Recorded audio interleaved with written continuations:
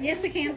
Okay, go ahead, Molly girl. So, about Trigger, Dad said he'd never been ridden. What kind of horse was Trigger? Was he a good horse? Very gentle, very gentle. Yeah. When you're carrying, you can walk through his back, slide through his back legs. Really? Yep. Daddy, tell them about what you did when you rode Trigger home from school. What would happen?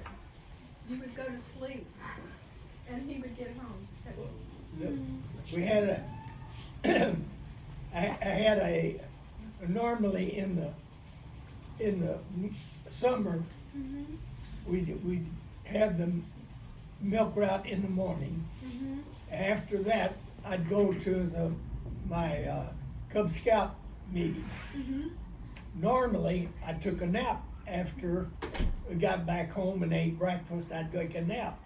Well, I didn't that time because I went to the meeting. And so then I went over on the other side of town to my friend's house. They lived in the country, and played till 5 or 6 o'clock, and then headed home. And you're coming down through South Taylor. That's where I was born, raised, and I went to sleep as we came across the railroad tracks, and the next thing I knew, I was home. Aww. He found his way home. That's so good. I love that story, Daddy. Thank you for getting us there. All right, did you want to say any more about growing up on a farm? Okay, well, You have AC? like I said, my job when we brought the cows in to milk, I didn't milk because my hands weren't big enough, and of course my mother was milking, and her hands were probably bigger than mine, a little smaller than mine. But I had a scoop, and my job was to make sure when the tail went up, I got underneath it and caught it, so we wouldn't have to wash down the for the next group or the day for the night. Is a new Okay. All right. Well, you had a good job, Daddy. It Oh, had to be yes. done. Had to be done. I learned a lot on that job. Okay. All right. What about this question, Daddy? Tell us about a time you got in trouble as a kid. Oh boy. You may pick your. We will not. Yeah. You can Worst pick. decision prepared. Well, Where's this? it so happened I had a cousin that was my age, and Curtis? so we're about 12, 13 years old. Was it Curtis, Daddy? Was it- Curtis, It was Curtis Lishman. And he and I got behind the barn and were smoking. I don't know whether it was smoking cedar bark or cigarettes, probably cigarettes. And so all of a sudden we see this car.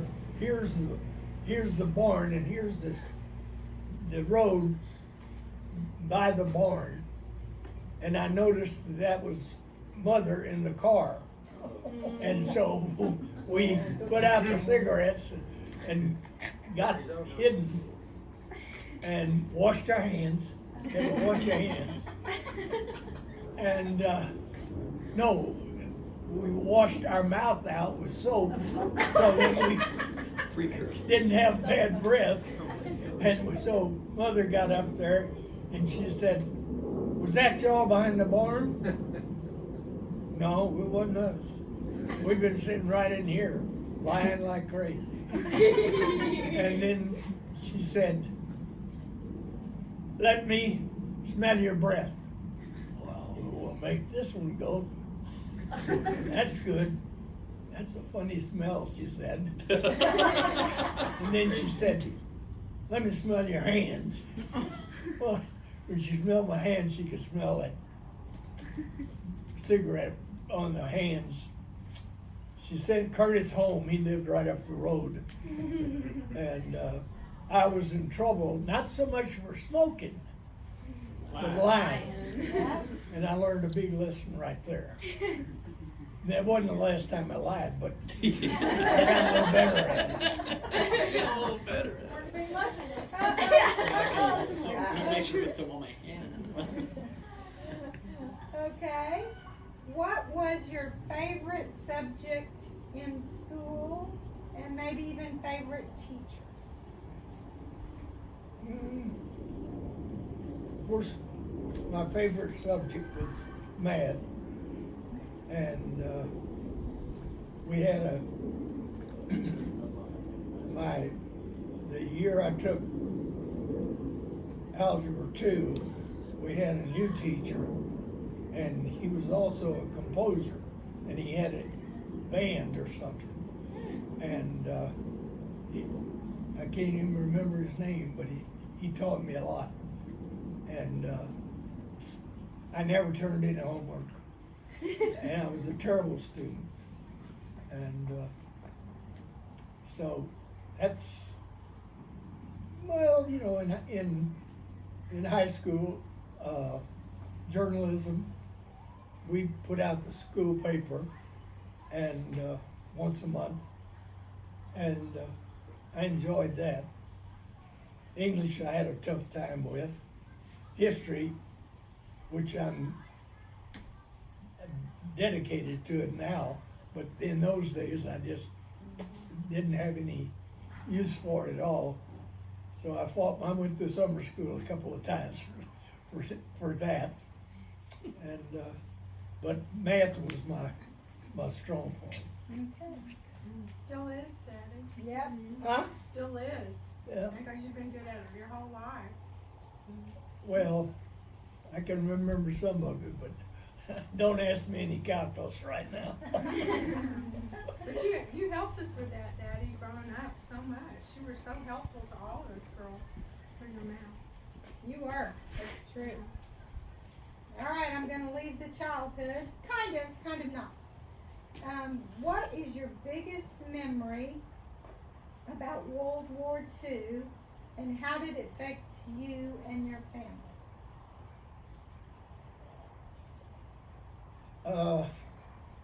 You know, it started when I was like 11 years old. I remember you were young.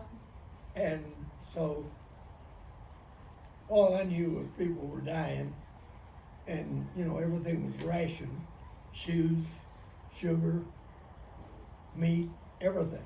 You had to have books of stamps to buy anything. And that was a hardship was sugar, because we didn't have desserts very often. But you know, basically, I had a perfect childhood. I mean, I got, you know, I played, I worked, and there was a lot of love in my family. Nobody ever said it. My dad never said, "I love you." First time I said it to him, he liked to passed out. And he didn't know what to say. And he came from a family where his father was autocratic. He was a German from Germany.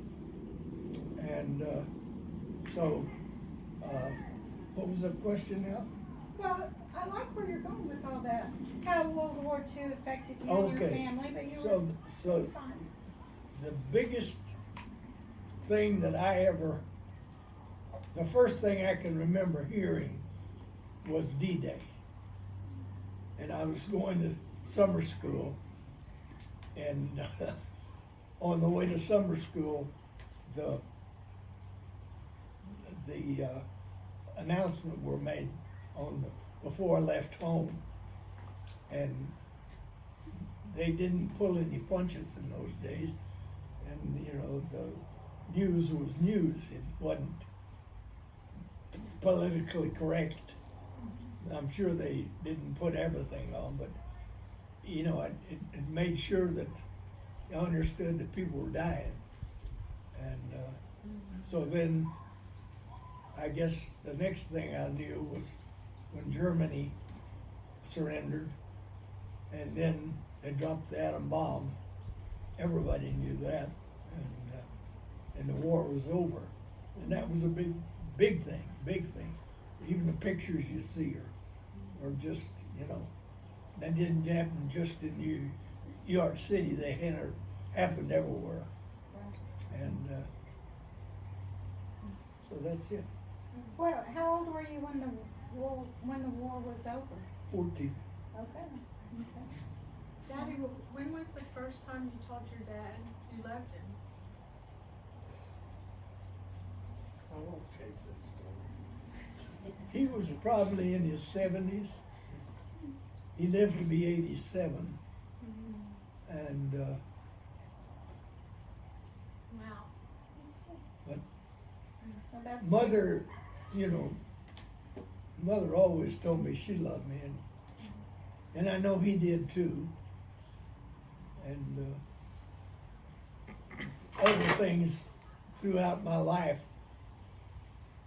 he didn't have too much except for football, he didn't have too much to be proud of me. My schooling was not one of them. I graduated, but they thought they were gonna have to burn down the high school to get me out, so. But you went on to college and Mama did all your English and got No, your that's papers done. another story. Well, we're gonna get there. We're gonna get there. It's coming. Sorry, I was rushing you. Okay, did you always live in Texas? Yes, you know, I was born and raised in Taylor, Texas. Okay. I went, your mother and I spent a year in New Jersey when I was in the Navy. Right. So, yes. Yes, mostly. And we came, after I got out of the Navy, we came home. back to Texas. She's probably my lineage. So now we're gonna move into college. And you may go anywhere you want with that, but the question was, what was maybe your best memory in college? Well, first of all, I went to Southwest Texas in San Marcos to college to be a coach. And my first year I just went to school, and I didn't flunk out. I passed enough to stay in. Was not a very good student.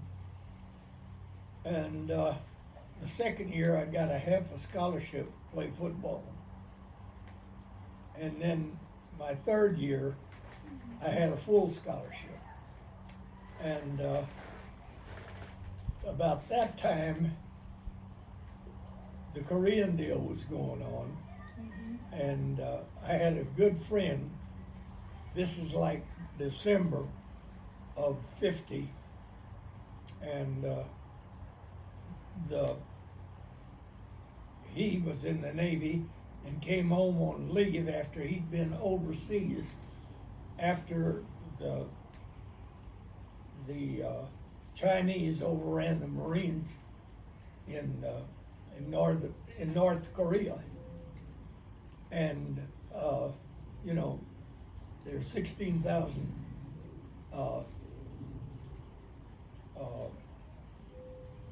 Marines, and all of a sudden there's 200,000 Chinese coming across the China border into North Korea. And it's starting to be winter, and it's 40 below up there. And he was in, they made a landing in above South Korea and got some of the Marines and soldiers out and army out. But when they got them on board, they were cutting off fingers and toes. And I didn't want any part of that. I mean, here I'm a Texas boy, I don't want to be cold. And so I figured I'm home for Christmas break, and I decide I'm not going back to school. I just I just quit and joined the Navy. But they weren't taking anybody. But they put your name down on a list. And they didn't get to me until February. So from December to February, I'm sweating the draft board's because now I'm going in the Navy for 4 years. Whereas if I just get drafted, it's 22 months. But 3 months after you're in Korea. So it wasn't that I wasn't patriotic, it's just I just didn't want to be in the Army. Okay. That's it. Okay. Well, you kind of touched on football. What was your best memory in football? Well, we were playing Texas A&I down in Kingsville when I was a sophomore by grades, and it was my first semester, and I got into the game and I played the whole second half, and I was in the game for 5 offensive deals, and I got to carry the ball one time. And and we won 7-6. In those days, when they'd get the ball and they'd go down to the 20 or the 10-yard line, they'd run out of gas. We'd get the ball and punt on first down. You know, and Just to wear him down? I guess don't so. know that. I don't know about all that. So that was probably the biggest thing was getting the scholarships. Yeah, that's a big deal. That's what I thought you might say too. But anyway, the other thing, there were 3 things that caused me to join the Navy. First was the draft board was about to get me. Second, my brother-in-law, who was a coach of San Marcos High School, got fired, and I figured he was the best coach I'd ever seen, so I didn't want to coach anymore. And there was a third thing that caused me to join the Navy. The food. I don't know it'll come to me. Okay, well, you just say, I remember. And I'll remember. Yeah, you just tell me. Okay, go for this question. If you could time travel, which day of your life would you travel to and why? I have no, I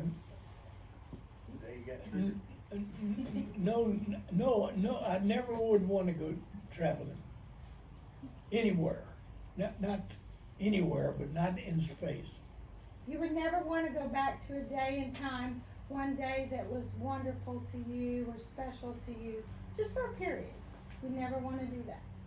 No day. No, I definitely don't want to do that. Okay. Because I probably done something different, and then I'd have gotten in real trouble, you know. Okay. Fair. Okay. Well, what was the question before that? What was it? The best memory in football, best memory in college. No, he was talking about the time travel. He thought it. Oh, you want me to Space. say it again? And he was No, you wanted me to talk about college. Oh, that one. There were 3 reasons that you went to the Navy, and you were trying to think of the 3rd reason. I haven't got there yet. But, what college you want to talk about? But in the Navy, The university. Well, in the Navy, I had, Don't get Kevin's. Worked with a lot of people out of the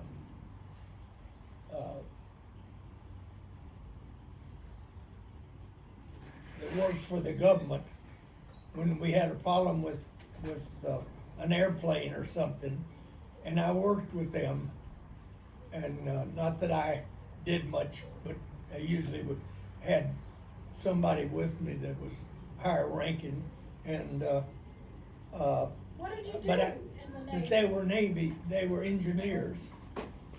I was an ordnanceman, Were you an engineer in the Navy? no, aviation ordnanceman. Aviation. Bullet stacker. So I got to know these guys, and I thought, you know, I'd like to be that. So I made up my mind right then that I was gonna get out. They put all kind of dollars in front of you to ship over for 6 years. No way I was coming home and telling her that. We were up in New Jersey, and, You were already married? oh yes, we got married in, I joined the Navy in, February. We got married in October of '51. That's what we're going next. Good one. And, Perfect lead in. so anyway, that's how I got nailed down. So I got out of the, the people, I got out in February of '55, and nobody else got, anybody that got out before the end of December '54 got 2 months cut. But anybody after that didn't get the cut. And I wanted to get the cut so I could start school right there. And I don't know the only one thing that could have happened was God help me. Because had I I'd been 7.5 years since I had any math, and I'd had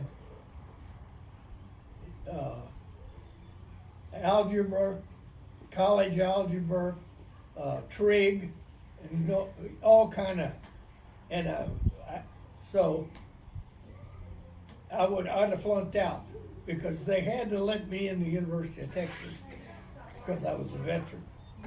No matter what, you know. By that time, my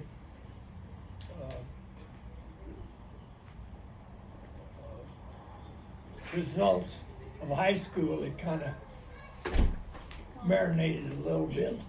It looked a lot better after 7 years, you know. And so anyway, I got back and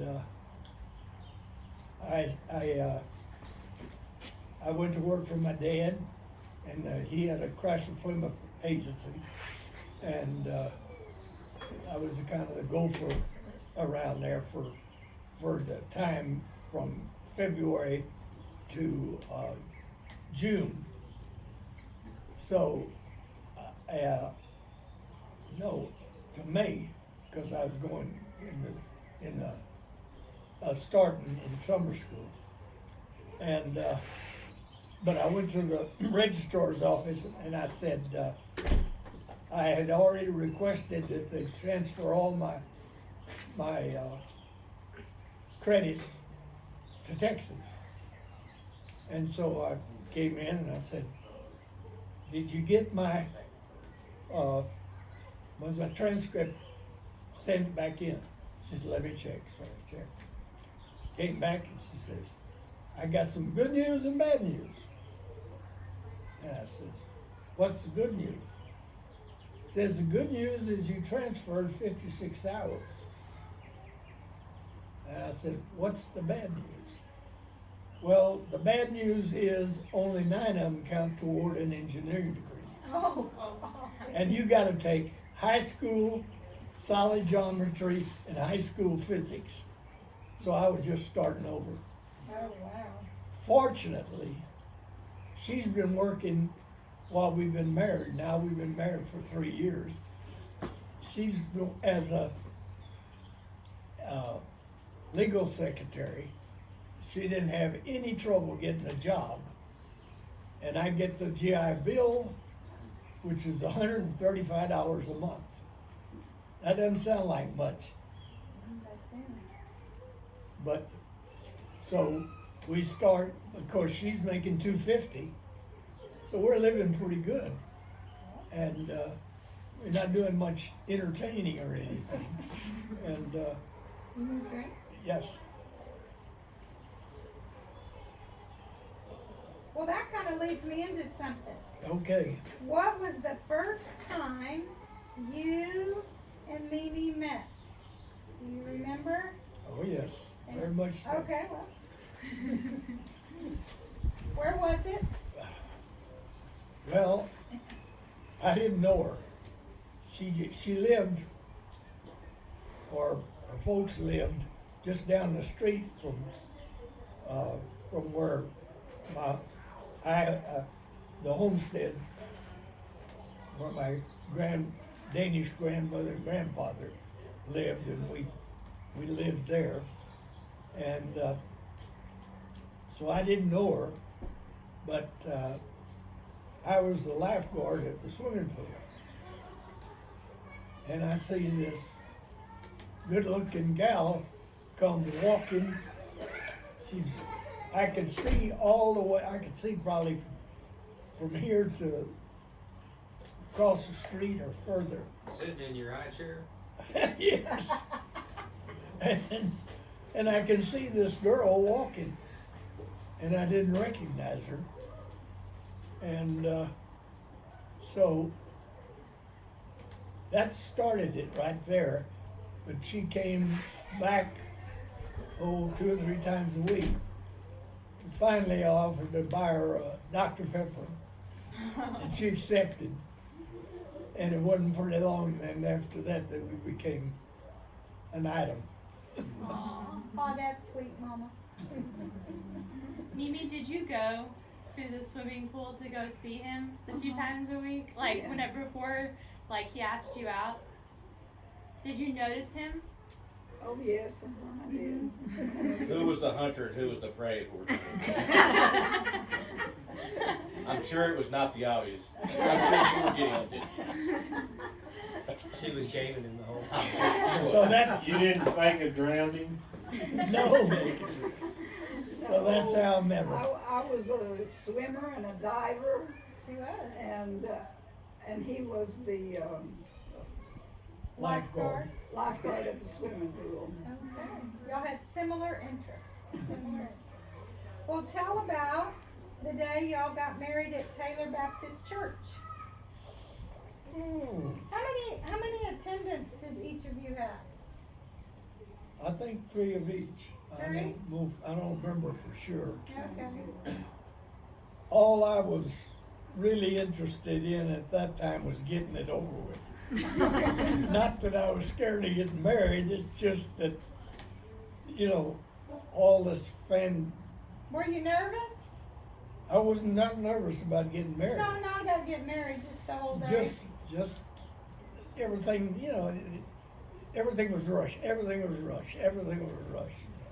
Did y'all have your reception at the church? No, we had that at our parents' home. Oh, okay. And so my brother-in-law Rick? was the best man, and he's gonna help me take me to my car, because nobody knew where my car was.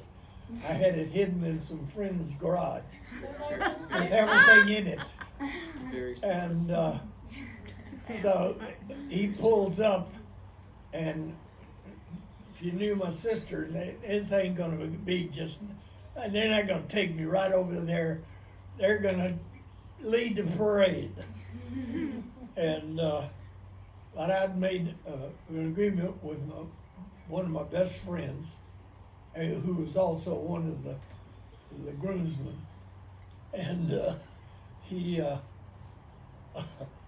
he said, I will take you to your car, and I want you to be there when I get married, because I want to be able to trust somebody, and you'll owe me. And so we got dressed, changed clothes, got in the back seat of the car with my brother-in-law, went straight to the other door, opened it up, and Calvin Lee Holman, the guy that help me out. He comes, my brother-in-law is pointed this way, Calvin is pointed that way, and we jumped in his car, and so everybody was lined up to follow my brother-in-law, and they couldn't turn around, and we got to the house of the friend and got in the car, and they were looking for the next 2 hours, trying to find out where in the hell. They figured we didn't get past the first motel, but we got all the way to Burnett. Now, Mama, was Ida your maid of honor? I'm sorry? Was Ida your maid of honor? I Was think she? so, wasn't she? Yeah. No, it was, Connie. I don't remember. June, June? does that ring a bell, June? No? Well, I don't remember who. No, I don't- that's okay. She was That's just okay. a Just curious. attendant. Just curious. Okay, here's another question. It's kind of a backtrack question. Ida was her sister. Yeah, Ida was her sister. I'm sorry. No, I'm assuming everybody knows that. Okay, this is kind of a backtrack question. Where did your parents meet? Where did Nana and Papa meet? Do you know anything about that? Well, Taylor was kind of there were three basic nationalities: German, Bohemian, Czech, Swedish, and they all had lived in a different part of town. And the Danes were mixed in with the Swedes. And my mother got off the boat. She was born in Denmark, and as was my bestefar and bestemor, that grandmother and grandfather. And so, what was the question? Where did they meet? Papa Okay. and Nana. So they met somewhere in Taylor. They both lived in Taylor. Now, you got to remember this. Germans married Germans, Bohemians married Bohemians, and Swedes married Swedes, and that kind of deal. So neither side of the family was probably nobody ever told me this, but just from knowing the people, the different nationalities, they weren't too crazy. Nobody was crazy about them getting married, because that, Danes and Germans, they're not exactly crazy about each other. Right. But my dad was not born in Germany. He was born in Brenham, Oh, okay. and I didn't know that. so Okay. that was it. Okay. All right. We're winding I have down. a question Okay, go ahead. about Papa's mom and dad. Did they live long like Bestamore and Bestafar? You didn't talk about them that much, as much as you Well, talked about. I didn't know Daddy's mother. She died before I was born. Okay, And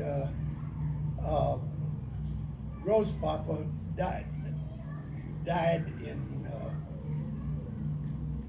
about somewhere between 40 and 45. you And were 10, 11, 12-ish? somewhere in there, maybe younger. I remember crying at both Bestafar and Grosspap's funerals. It's the only one of those left in the world. It's from World War II. It's in the B-29. Yeah, we did that for you, Bob. It's based on that house Land. after a flyover. Yeah, that was your birthday flyover. Oh, yeah. Woohoo! Growing your nails. It's in That's a lot. That plane just it went left in the world. That flies. What was that? It's based in Madison. Did that cover the question? You did, You were yeah, you did. Did you get it? Or you just missed the All right. B-29? Oh, okay. Here's Daddy. oh, okay. B-29 exploded. Daddy, Rose Papa Is that too was close? married to somebody. It's the only one left Yes. in the world that flies. Married. So is roast papa great? And that didn't turn out too It would good. have been Papa's. That was his Papa. dad. Yes. It's pretty underwater. He eventually committed Yes, great, suicide. great, yes, yes, yes. Yeah, I've been in I my have- age. All right, It's cool, okay, but like, okay. go Are we slow. ready? Okay, It's all right. cool. We're winding down. We got about 3 or 4 more questions. This one is a current question. What are the differences in the polio outbreak and our COVID outbreak? Do you see any differences or Similarities? similarities? Either way. Well, yes. How old were you? Polio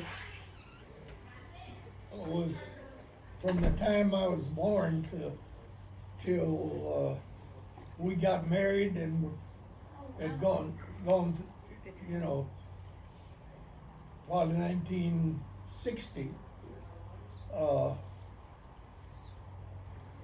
It was, you know, it was primarily in the summer is when polio was rampant. It wasn't like it is now. All the time. And, but it was, you know, I knew a lot of were friends that got polio. Some they didn't die, but they probably wished they had. And, but it was something you just lived with. And, you know, I had diphtheria when I was little, like 4 years old.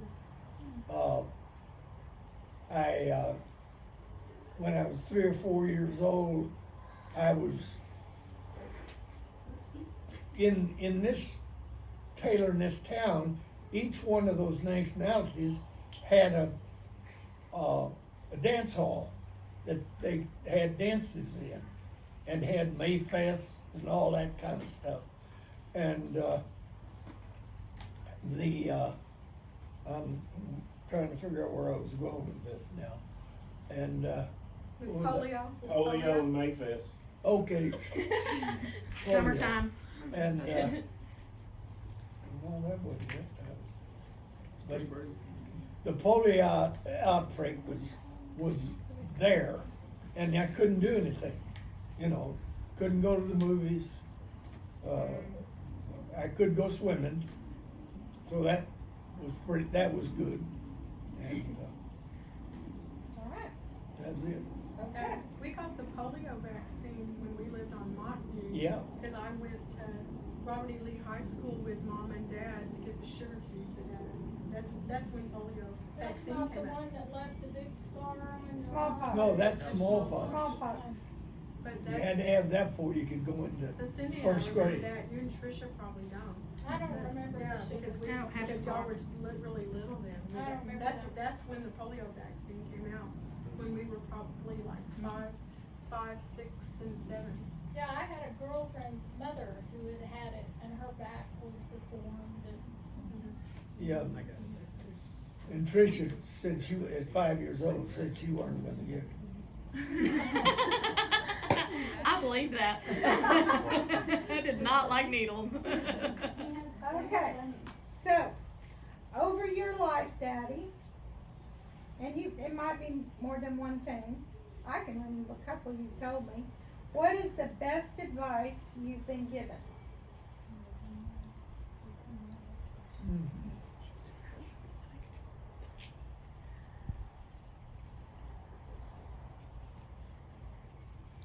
You want me to tell you one? One is what you told me: when you're buying a house, buy a little bit more than you can afford. Oh, yeah. I'm just telling you. After I got out of school, I went to work for a hydraulic company. We wanted to stay in Austin, and that didn't work out. So 6 months later, I went to work for Frederick in San Antonio, air conditioning. And then we moved up to Dallas, and I took a job with by this time I was a registered professional engineer, and I got a job with a company that was owned by an engine company, a big engine company. I can't, diesels and things like that in Ohio, I think. And but I have a hard time of putting things together, and I put them together, and then I forget where I was at. But anyway, Best advice? that best advice was so I went from that automotive air conditioning company. I got fired actually, and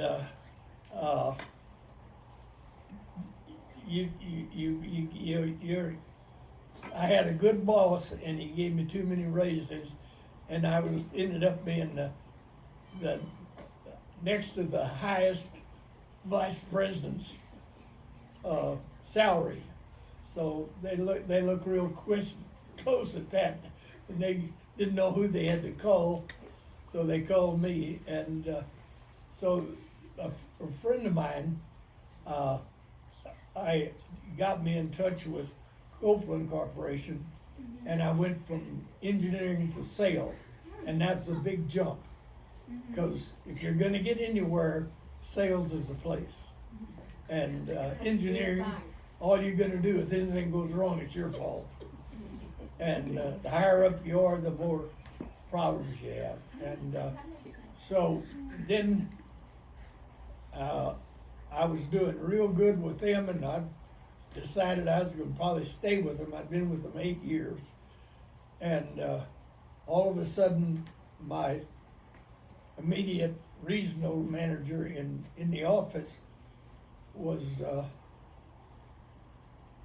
for some reason or another, I wasn't making more money than he was, but he just started screwing down on me, and I didn't like to be screwed down on. So I had a friend of mine that hired me at Frigidaire in the automotive company, and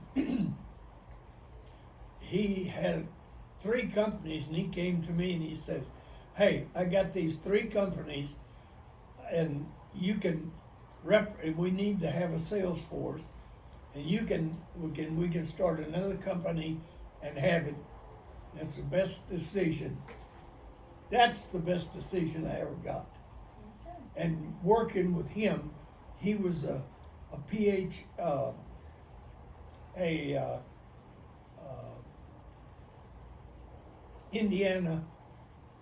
Purdue mechanical engineer, and he got his MBA in Dallas, and just the smartest man I ever knew.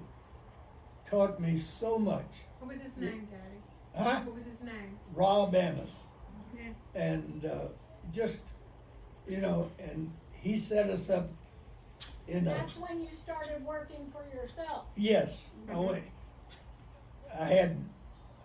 I could represent 2 of his companies, and that was the nut that paid my bill, and we had an agreement that if something went wrong, he wouldn't take part of it. We were 50-50. It's one of the worst partnerships you can have.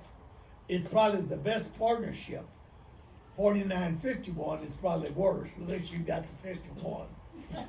And but he was just, it was just so good to us. And when times got hard back in the 80s, he just bowed out and turned the company over to me. And It was quite a break. It was quite a break for you. Oh, he was, and just by that time we had kind of separated a little bit, but, he was still doing the inside stuff, and, but that was really, the best thing that ever happened to us. Cause we had, in a small, single,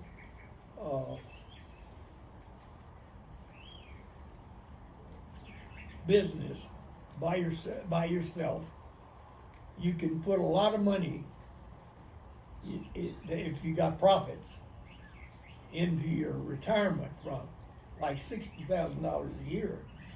Doesn't take you long, especially when you buy Walmart stock and Apache. Only thing about it is I sold Apache to this, got mad at Apache when they wouldn't let Kevin and Sandra and their family stay in Egypt, and I showed them I sold all my stock, and it went up. I stole 55 or 60, and it went to 100 and it split. So I there's really another showed- word of advice, don't get emotionally attached to your investment. Would you do anything differently in your life? I keep that Apache stock. That kind of went right in there. Okay, and then also, what are you most proud of? Well, I'm most proud of marrying this lady. Now, that's not the nice thing, just the nice thing to say, that's the true things. And I would have never made it through college without her. She typed up all my reports, and in mechanical engineering, you have some tremendous reports. I mean, I would spend all day Saturday and Sunday to finish some of those reports that I had a lab earlier in the week. And once I finished it, I just turned it over to her on Monday morning. She typed it up and I turned it in. And English, God, I wouldn't have never made it without her. I don't spell. I never read a book in high school. But I did about 10 or 20 book reports, everything from classic comic books about things or read the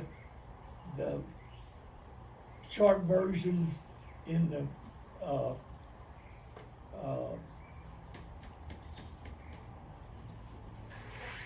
what's the name of those condensed books and Reader's Digest? Yeah, Reader's Digest. But I love to read now, and I started reading when I was in the Navy, because you didn't have anything to do, especially when you were aboard ship. And I spent probably, in 4 years, I spent 3.5 years on the beach and 6 months in the aboard ship. I was on a carrier, and got a nice trip to Ireland, Barcelona, Spain. What carrier? Huh? What was the name of the carrier? CVS 45, the Valley Forge. It was an old one of the older ones. Wood deck? Huh? Wood deck? Oh, yes. Well, they're all wood decks. The new ones are wood decks? I wasn't never on the new one. Everything that they had back in, like they used to say, '02.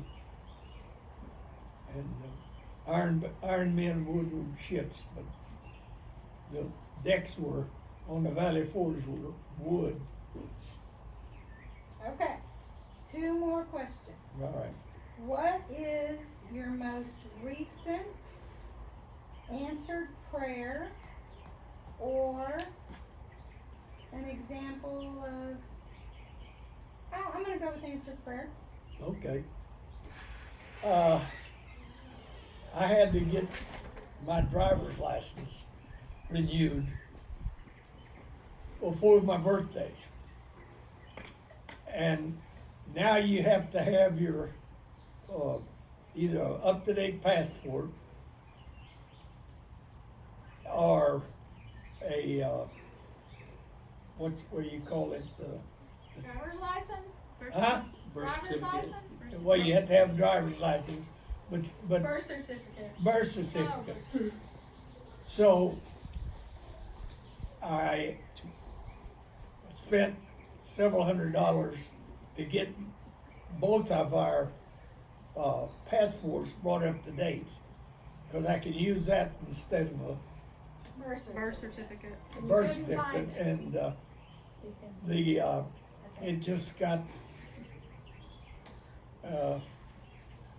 and I turned the place upside down. I couldn't find it. You can't find his birth certificates for here, meaning.